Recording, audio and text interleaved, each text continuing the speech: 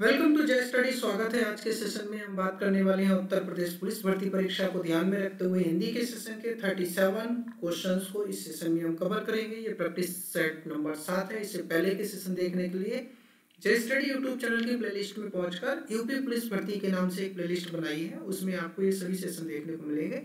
तो चलिए स्टार्ट करते हैं इसी के साथ आज के सेशन का क्वेश्चन नंबर 1। पहला प्रश्न हमसे क्या कहता है वो आपको ध्यानपूर्वक पढ़ना है। पहले प्रश्न में हमें दिया गया है कुमार संभव के रचयिता कौन है। तो सही जवाब हो जाएगा हमारा कुमार संभव के रचयिता कालिदास जी हैं, अर्थात ऑप्शन नंबर 1 सही जवाब होगा। चलते हैं इसी के साथ अगले प्रश्न पर। 25 रुपए दीजिए, इसमें विशेषण पहचानना है। तो देखिए 25 रुपए एक निश्चित धनराशि है, इसलिए इसमें जवाब होगा निश्चित संख्यावाचक। रिक्त स्थान को भरना है। चेहरा हमारे विचारों का रिक्त स्थान है, जो वही दिखाता है जो फिर से रिक्त स्थान है। चेहरा हमारे विचारों का दर्पण है, जो वही दिखाता है जो सच है। विनय पत्रिका किस कवि की रचना है। तो विनय पत्रिका जो है वह तुलसीदास जी की रचना है, इसलिए जो हमारा सही जवाब होगा वो ऑप्शन नंबर 3 हो जाएगा। सही कहावत को पहचानना है। तो सही कहावत हो जाएगी हमारी नाच न जाने आंगन टेढ़ा, ऑप्शन नंबर 1। गो का सामान्य बहुवचन क्या होगा। तो गौ का सामान्य बहुवचन हो जाएगा गौएं, जो कि हमारा ऑप्शन 2 है।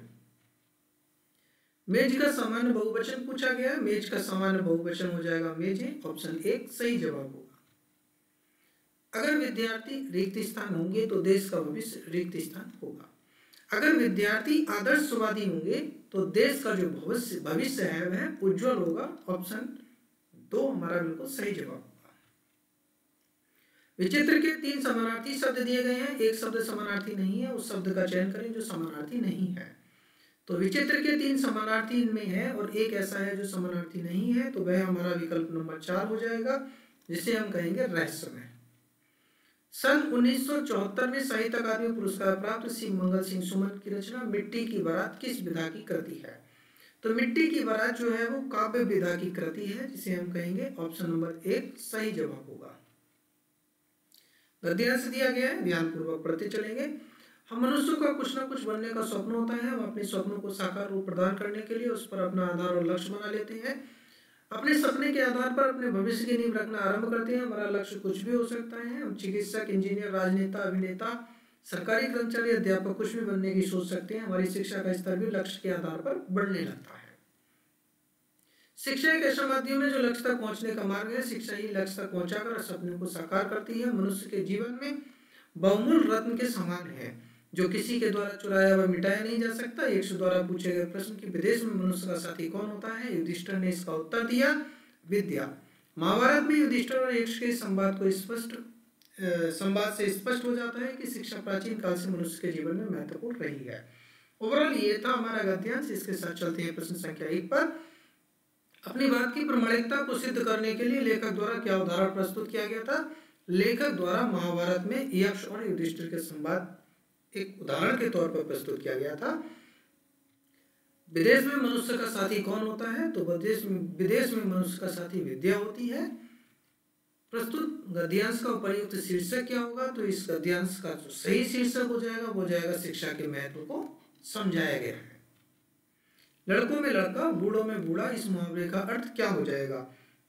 अर्थात जो चीज आपकी सर्वप्रिय होगी, सर्वप्रिय होना ही इसका सही जवाब हो जाएगा। वर्णित वाक्य का सही क्रम लगाइए। तो देखिए यहाँ पे हमें वाक्य दिए गए हैं, जिसमें हम स्टार्ट करेंगे। महाराज जनक के जीवन में कोई भूल हो गई थी, मरने पर उन्हें यमलोक जाना पड़ा। वहां उनसे कहा गया नरक चलो। महाराज जनक तो ब्रह्म ज्ञानी थे, उन्हें क्या स्वर्ग क्या नरक, इसलिए हम ऑप्शन नंबर 4 का चयन कर लेंगे। दिए गए विकल्प में रिक्त स्थान की पूर्ति करनी है। जब कोई मर्यादा को लांघ जाता है तो अपनी गरिमा खो देता है, ऑप्शन 2 हमारा बिल्कुल सही जवाब होगा। यह रख सकते हैं मन चंगा तो कटौती में गंगा, ऑप्शन 1 हमारा सही जवाब होगा लोकोक्ति को पूरा करने के लिए। अपना जो भी स्कोर रहे वो आप कमेंट सेक्शन में अवश्य लिखेंगे। 37 में से आपने कितने प्रश्नों का सही जवाब आपको आता था, जो कि यहाँ प्रश्नों को सॉल्व कर पाए। किशोर का समानार्थी शब्द कौन सा हो जाएगा। तो किशोर का समानार्थी हो जाएगा तरुण। आसमान का रंग नीला है, इसमें विशेष पहचानना है, तो विशेष हो जाएगा इसमें आसमान। गति का विरुद्धार्थी कौन होगा? तो गति का विरुद्धार्थी अर्थात विपरीत होता है मंद। किस भाग में त्रुटि है वाक्य के, वो आपको बताना है। आधी रात सोने के कीमत नहीं होना चाहिए, आधी रात सोने की कीमत होना चाहिए था, इसलिए सोने के ऑप्शन 4 जो है वो गलत है। विकल्पों में वर्णित वाक्यों से गलत वाक्यों को आपको पहचानना है। विज्ञान ने हमें जादू नगरी में पहुंचा दिया, जिधर दृष्टि डालो विज्ञान के चमत्कार दिखाई पड़ते हैं, हमें उपलब्ध सभी सुख सुविधाएं विज्ञान की ही देन है। ये तो हमारे तीनों सही हैं, बट पूछा है हमसे गलत, तो हमारा ऑप्शन नंबर 4 हो जाएगा। विज्ञान से अनेक असंभव लगने वाली बातें को संभव कर, ऑप्शन 4 सही होगा, ये वाक्य गलत है।